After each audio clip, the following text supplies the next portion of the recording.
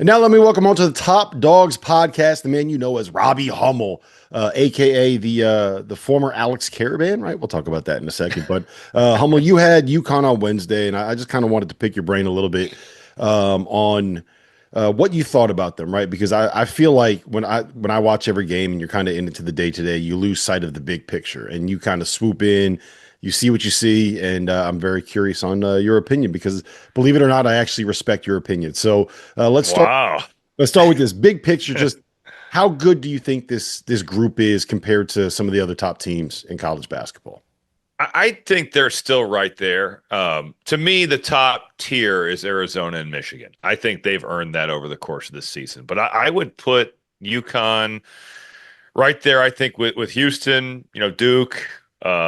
I had Illinois kind of in there before this two-game skid. They could probably get back in if they get healthy here. But I think they could make the Final Four. And, certainly you don't go, what are they, 22, 23 and 3? Is that what they are now? 23 and 3? 23 and 2.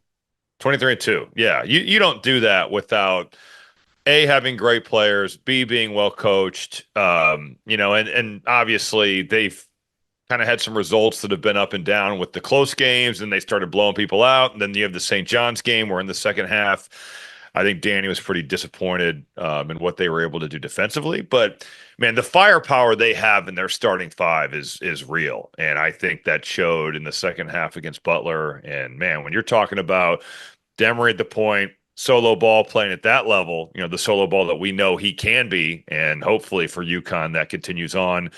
And you get Braylon Mullins, and then Terrace Reed and Caravan is one of the great winners that college basketball has seen in the last decade. So yeah, the starting five, man, that is explosive, and it was at the end of that game. Yeah, you got a glimpse of Solo at his best, right? He had Sure. was it he had 5 threes? I think he was 5 for 8. I want to Yeah, say from five or six. Yeah, he had a bunch.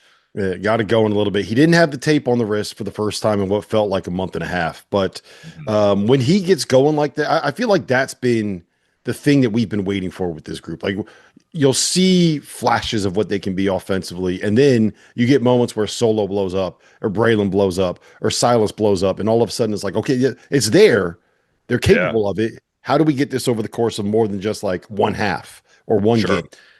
Yeah, and I think for solo ball, the tape on the wrist that coming off, that's a great sign. Obviously, I just think as well, it's weird because the knock on UConn has been that their offense has kind of at times been a slog, but the defense has been consistent.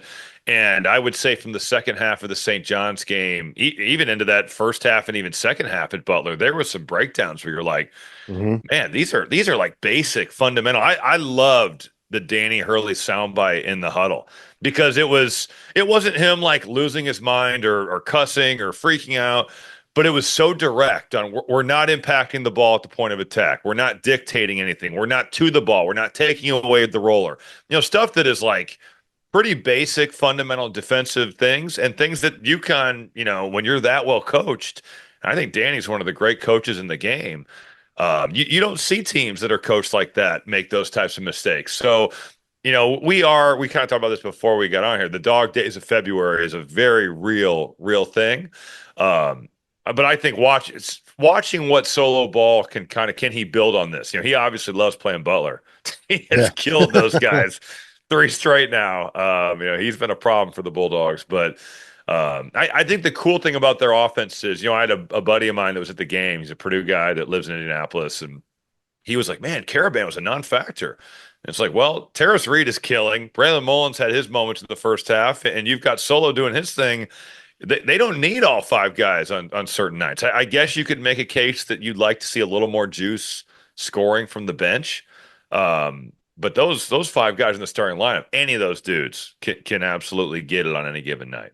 Yeah, it's the bench is weird. Malachi's had moments where he's looked fantastic, and I think Sure. Ryba's been really good for a freshman. And freshmen are going to kind of have their ups and their downs. And Yeah. you get all you're asking for out of Jalen Stewart and Jaden Ross is kind of energy. But Malachi Smith is the one where it's like he was awesome for stretches early in the season, and Sure. it's gone away.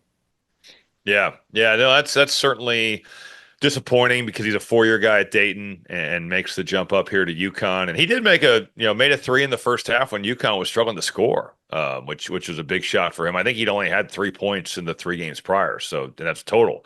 But yeah, you see that he's capable of that. You wonder about his confidence maybe a little bit. It's a hard thing when you've had so much opportunity to play at Dayton, right? Like Mhm. you've been able to play through mistakes and you've been able to kind of be a guy that no matter what's going on, you're going to be on the floor.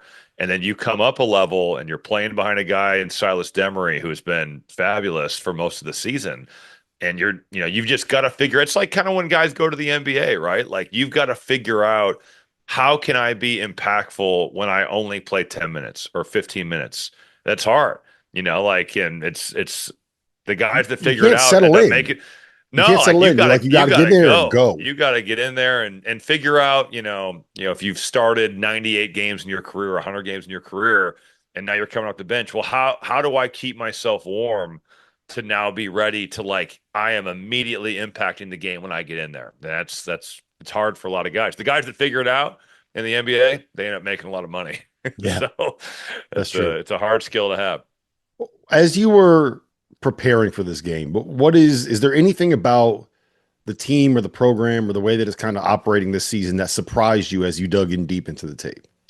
Um, I think the biggest thing is that Danny has kind of gone away from some of the actions. Like remember when they won the title against Purdue, they were so big into the like skip it across, handoff, slip. Like they're Hmm. not really running that stuff. He's kind of like I do appreciate that he morphs. I'm sure with his personnel, like he's not set to the sets that he has been running.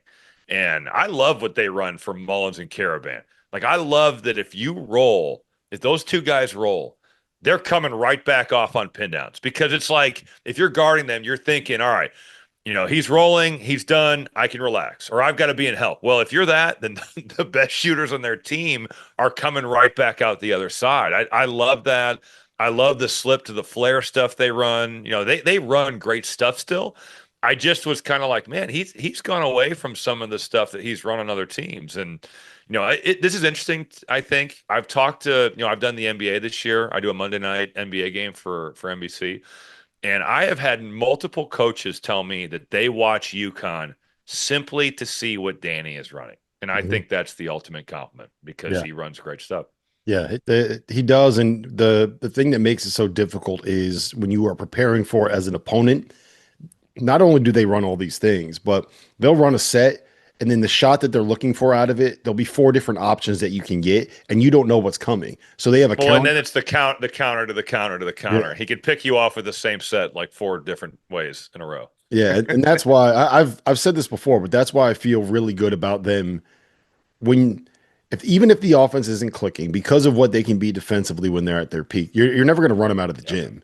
And when you get to these close games, late in games, they're going to run something that you haven't seen yet, and it's going to create an open three, or Yeah. it's going to create a And layup their at their the end. execution late game with their coach and just with some of the experience they have shows. And it showed at Butler. Like that end of the game, they got whatever they wanted.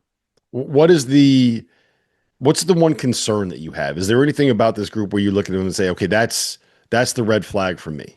I think just the inconsistencies of some of their best players. Like Terrace Mhm. Reed, I saw a lot at Michigan. And when he went to UConn, I was like, this is a terrific choice, and B, like not every player would do this, right? Because he's going to get coached hard, and there's going to be moments where I'm sure he does not like Dan Hurley, as all college players feel about their coach at one point or another.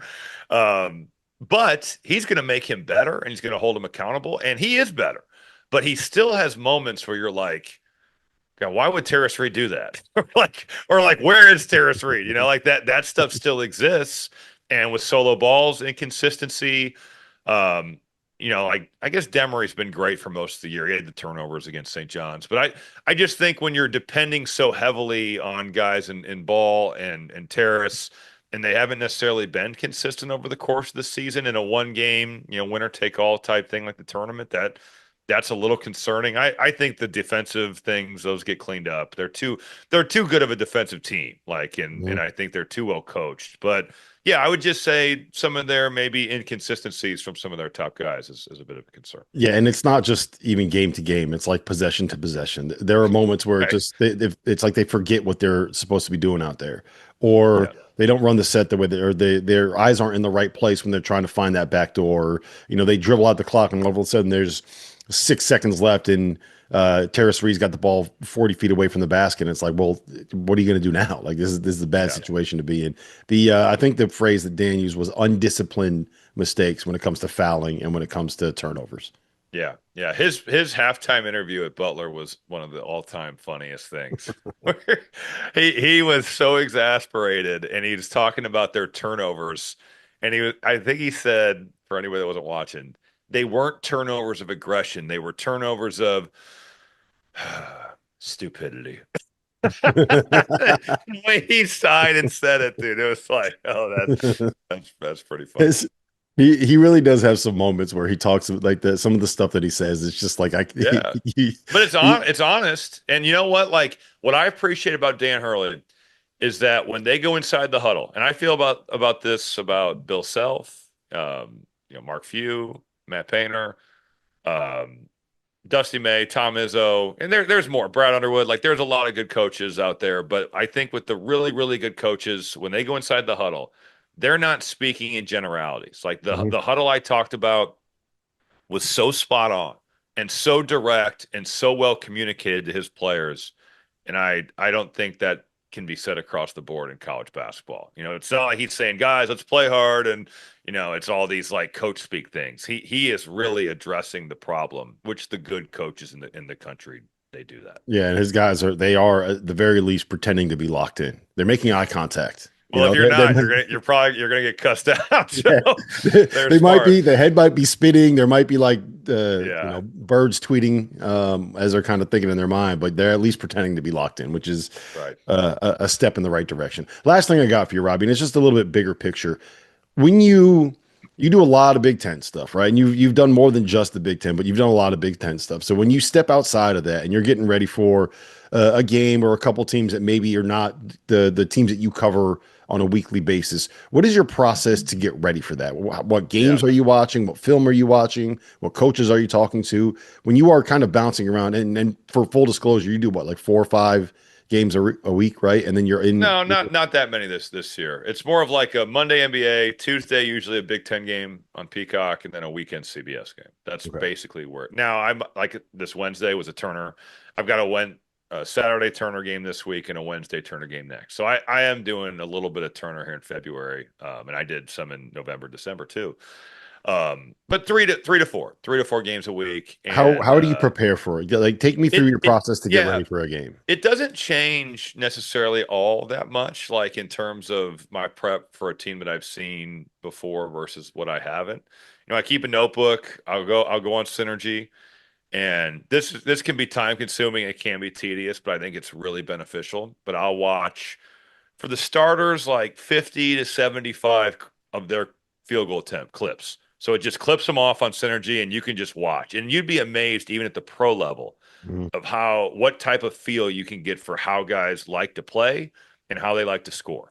And I keep a note. So like I've done it on Xavier this morning. Like I've got this notebook of just it's notes, and then it goes on my board every game. And if I've only had to change it really only occasionally, like Malachi Branham. I had Ohio State his freshman year early, like in November. And then I saw him again in January, and he had blown up. So I was like, well, I got to go back and rewatch what he's doing. Like, so, occasionally that will happen, but for the most part, once you've done a team and seen them, I'm good on that. So you do that once, and then you're done for the rest of the year on that team. I'll watch their last game, and, with it being clipped, it doesn't take as long as it would if you're watching the 2 hour broadcast window. It's probably 40, 45, 50 minutes, At depending. this point, I've gotten this like the speed jump buttons down so well, I can get through a Yeah. game in like You're 32 minutes. you're taking out all the time of them bringing the ball up or If I'm like the watching, if dead I'm not like periods. emotionally invested in the outcome of a game and it's a big Yeah. game, I'll wait until the first half ends, Oh and then yeah. And then you'll you just start up speed through. and you rip through it in like an hour. I found that I don't do as well retaining games now if I watch them live. I am much better off going back and seeing them clipped because it does take out all the, So extra stuff that's going on. you get So, you get so, to a so timeout, you bust this thing out, and you're like, "Ooh, let me see what's going on Instagram." yeah, It's like, "Oh shit, I just missed 3 possessions." no doubt. It's just better to do it like this. So I watched their last game. In the case of UConn Butler, they played back in December, so I watched that game. Just to kind of, you can look at a box score, and this is a great example. I looked at the box score before, and I think UConn had got Butler like 46-26 points in the paint. So my Mhm. thought was, well, Terrace Reed had 17 points, Ryba had a good game. They must have just posted like crazy, right? Well, when I went and watched the game, they did post some, but it was mostly everybody for UConn just living in the paint. I mean, they Yep. they were driving that thing. So that's a great example of if you don't do that work, you might say, well, they owned them inside, they used their presence and their physicality, and they just threw it inside. Well, that wasn't necessarily true. It happened some, but a lot of it was UConn's guards getting down there. So I think that's really beneficial to go back and watch. And then I make a board every game, and it probably takes me like an hour and a half per team. Like, this is my Xavier one that's not done. Yep. But it's got basically I write stuff down because it helps me remember it. And there's a little bit of method to the madness of like I've got 3 lines per player. Top line is what their stats were in the last game. The middle line is my scouting report, and the bottom line is any trends that I might see. And then I might write in stuff around their names, kind of like that's just interesting, or like statistically, if they're leading the Big East in steals, or if they're in scoring or offensive rebounds per game, or I've started to really use CBB Analytics, the website, because they've got some awesome stuff on how guys score, fast break points per game individually, points in the paint individually, what, like a percentage of points that Mhm. come from the paint for a player, like just stuff that can add really interesting context to a player, I think. So I've used that, and yeah, I just kind of make that, and that's pretty much my prep, whether it's an NBA game, a team I've seen in college, a team I haven't seen in college. And, maybe if you haven't seen somebody, you might watch a second game of theirs, but that pretty much gets you to a place where you're good. Yeah. One thing I found too when we did the marathon games, if I literally wrote anything down, I would Yeah. remember it. So it's like That's why that's why I do it. Yeah, that's why I do it. I did all those. I had these boards. I had like 6 of them printed out for 3 games, right, for each team, and I looked at them maybe like 3 times the entire the entire broadcast Yeah, because like right. as soon as you write it down, it gets locked in and you remember it. But I So don't think you want to be with your head buried in your lap in your board. You want to be looking at what's happening. But that's why some people say like, why don't you have AI do it? Or why don't you pay somebody to do it? Well, because I remember it when I write it mhm, down. Is it more time consuming? Yeah. But you got to do if the I work. just had somebody do it, I wouldn't necessarily remember it. And then how much am I just going to read over it and it's going to go in one ear and out the other, right? So like I think it's better, even if it does take some time, and like it can be a lot if you've got 5 or 4 games in a week. But Look, the prep's the job. yeah, that's the hard That part, that's right? that's the That job. and the travel, Rob. The Yeah. travel and the prep the games are fun. Those are the easy. So Yep. All right. Well, listen, man, I'm going to let you go because speaking of travel, you got to get on a flight here in about 45 minutes. I appreciate you jumping on. Go get your workout in. All right. We can't have Robbie getting out of shape here once we get into can't March. can't be So, can't be a fat boy all while right. doing this stuff. Well, listen, I appreciate you, man. And I'll see you in Indianapolis, right? Are you going to be, Yep, you know where you're I'll be going there. for conference tournaments? Yeah, I'm doing the Valley Championship, which will be Nice. awesome. Oh, And that's then going to be awesome. I'll be at the Big Ten tournament, and then I've got the A10 championship. So On that'll be a Sunday. sweet, There you go. yeah. So I'll do Big Ten tournament like Tuesday to Friday, and then do the A10 Sunday morning. Well, I'm just glad you'll be able to get face to face, hopefully, knock on wood, with the real Robbie down there Yeah, at the Valley yeah. Jeff Championship. Jeff he's a Judas, man. He's a bad teammate. He'll turn on you in a heartbeat. Look, that's what everybody says about Jeff Code, to turn on you in a heartbeat. Yeah, All he'll right, I turn on you. appreciate you, Robbie.